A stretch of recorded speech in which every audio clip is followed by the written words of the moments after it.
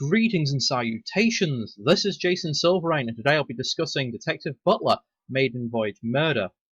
Created by Goldbar Games and released in May 2017, at least on Steam.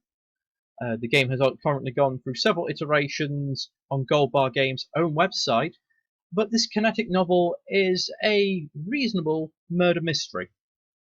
For those of you unfamiliar with Kinetic Novels, these are a subgenre of the visual novel genre. Unlike visual novels, they possess no meaningful options or variations to the story. The player has no real input. However, Detective Butler does try to mix things up a bit by allowing you to question, suspects in particular orders, and thus be able to take notes as you go along. Because the main key point of Detective Butler, Maiden Voyage Murder, is unlike most traditional murder mysteries, this provides all the clues for the players to figure out the mystery themselves. This, however, has been somewhat of a double-edged blade. Because the player is constantly looking for clues, inconsistencies stand out far more often than they would in most visual novel genres, and most games of similar type. As a result, the game may come across as a bit lower quality than it actually is. Indeed, when I was playing the game, I was not really impressed with it initially. I actually got a lot more respect and love for the game once I unlocked the bonuses and got to read through the development process, which is a very nice extra. And the game tends to go in ups and downs. Because it's a 10-chapter game and the first 5 chapters are simply character building, the murder not happening till about chapters 5 or 6, it does grate a little bit. But this is understandable because we need to learn these characters because this is the first game in the series. For most of the game, you're not even looking through the eyes of the titular character, Detective Butler. Instead, you're seeing the viewpoint of Gilligan Goldar, one of the people on board the ship. And to be honest, Gilligan's a far more interesting character. Detective Butler is somewhat of a detective stereotype. He's very smart, he's condescending, he's a bit outlandish, making suggestions that don't really sound right as a detective. He seems to portray a aura of smugness mixed with how to describe it best? He's a little bit out there. I think he puts up this front of stupidity or just weirdness to make people underestimate him. But because of his character interactions with others, I found myself going, "Shut up, Butler," so often. He's quite a unlikable character.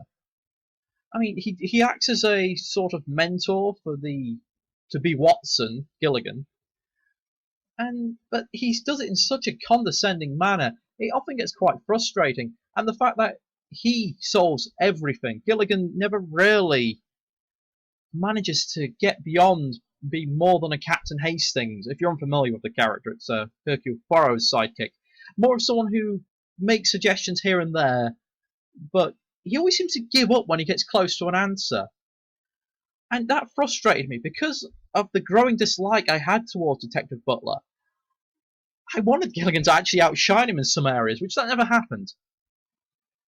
That's not to say Gilligan's not without flaws. The first 5 chapters of the game are somewhat groan-worthy, because we're seeing everything through his eyes, and at the beginning he's very apathetic, he's suffering from constant boredom, and generally doesn't know what to do with his life. But also he comes from a very rich background, and it comes across as a bit of just whining. Granted, he's got some fair points, and it's actually kind of cringe-worthy later on in the game where he starts gaslighting his own memories, putting a shine on someone who has very horrible things about them. Even though they were a murder victim, it's still one of those things that you just cringe. You're like, no, acknowledge the fact the guy was a jackass. Slight spoilers there, I should be using gender neutrals, but to be honest, the murder victim's pretty damn obvious. Hell, the achievement in the game is guess who's died. And the game does have achievements. The achievements themselves are very easy. It's simply just play through the game, and by the end of it, to go through all the journal system. Now, I would actually show you more of the game itself, but I don't really want to risk any major spoilers. But I will say this, as a gameplay wise, and actual interface, the game is near flawless. I love this journal. It does occasionally take a little while to load. You've got these nice maps, and I did actually go through and mention to the developers there was a few contradictions and strangeness. For example, at one point the single elevator is shut down, maintenance issues.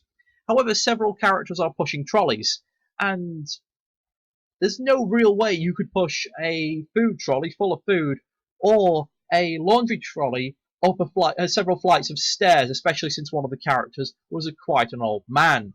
It's just not feasible. And I've actually mentioned that they may want to put a slight side note that the staff have their own elevator, which is more modern and been put in more recently, and this one refers to the public elevator. Well, there has been 4 or 5 drafts of the game, which can all be seen in the bonus features. And I do like this. Once you complete the game, you can go to any chapter you want. So if you need to go back and read something, it's quite interesting. The additional artwork's quite good. Let's just go with the character sketches, because I don't really want to do too many spoilers. I just love how they start as these little sketches, and then they just kind of grow. And in some ways, I actually do like some of the original designs. And this is a very nice, as I mentioned before, this is a very nice thing they've included. So you can sort of see the change in development. The only thing I would say with the particular art style is a few of the bodyguards, like these chaps that you see in a couple of the scenes, simply don't look right. Their shoulders are just too broad, and it really is quite off-putting, and they just seem lower quality to other people.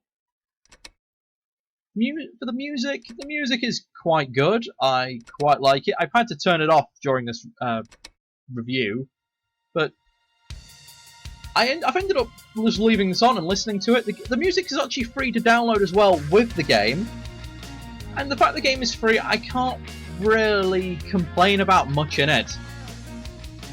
So if you're looking to spend a few hours just trying to go along with a murder mystery, don't mind the occasional contradiction, and can put up with areas of over-the-top I'm showing off wealth and rich kid whining, then you'll actually get some enjoyment out of this.